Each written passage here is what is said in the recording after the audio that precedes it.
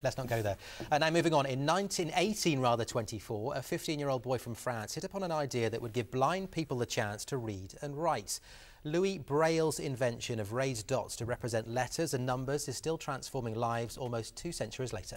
Yes, one of the biggest collections of Braille books is here in the Midlands. A giant library which gives pleasure to thousands of people with visual impairments. And to mark National Braille Week, our correspondent Peterborough has been finding out more.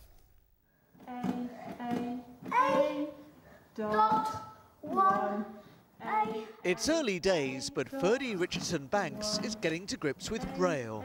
The 7-year-old from Ulster in Warwickshire is blind and autistic. He goes to a specialist school in Coventry run by the charity the Royal National Institute of Blind People, or RNIB.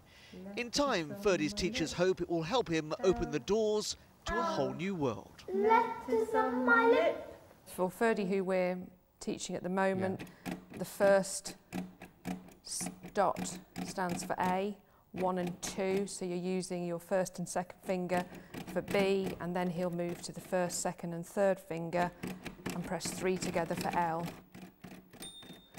Braille users tend to be those born blind or who've lost their sight at an early age. There are thousands in the UK, and for many, life is all the richer for an unremarkable warehouse on a Midlands business park. This is the RNIB National Library Service in Peterborough. With 25,310 titles, it's the largest collection of Braille books in Europe. If all the shelves were stacked on top of each other, they'd be higher than Mount Everest. I'm a reader. I'm passionate about books and reading.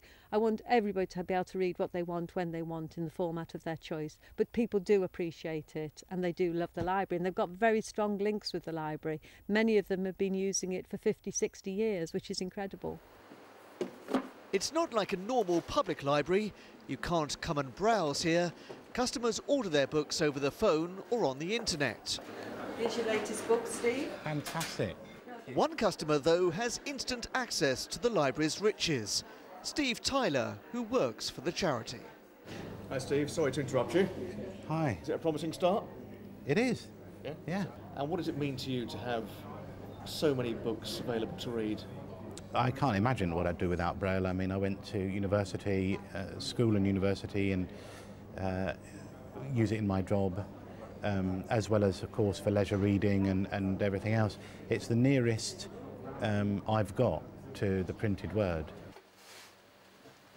To work here, you have to be physically fit, because when a book's translated into Braille, it gets a lot bigger. Take this, the last part of the Harry Potter saga. It runs to 11 volumes.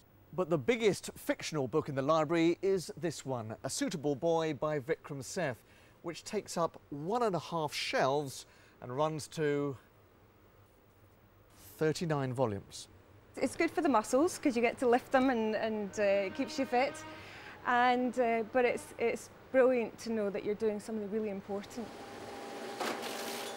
The National Library doesn't just lend books, it prints new ones using embossing machines.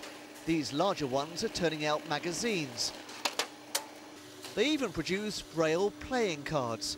The dots at the top are the number, those lower down the suit. There's huge demand to keep up with the latest bestsellers, but turning the written word into Braille can be a slow process. Could take weeks with a really complex book, or a day for a very simple little book. It varies quite dramatically depending on the form and the layout of the book. But we have quite a number of highly skilled staff that have dedicated a long periods of their life to becoming top-level transcribers. New technology is changing the way blind people read. This device converts digital media into Braille by moving pins up and down to make the dots. Chapter 1, Acton Town to Arsenal. While talking books on smartphones are accessible at the touch of a button. But for many people, there's nothing quite like the personal, tactile experience of a Braille book. Braille has been around for almost 200 years, but continues to give independence and the joy of reading to millions worldwide. Peterborough. Fascinating insight there, isn't it? Incredible.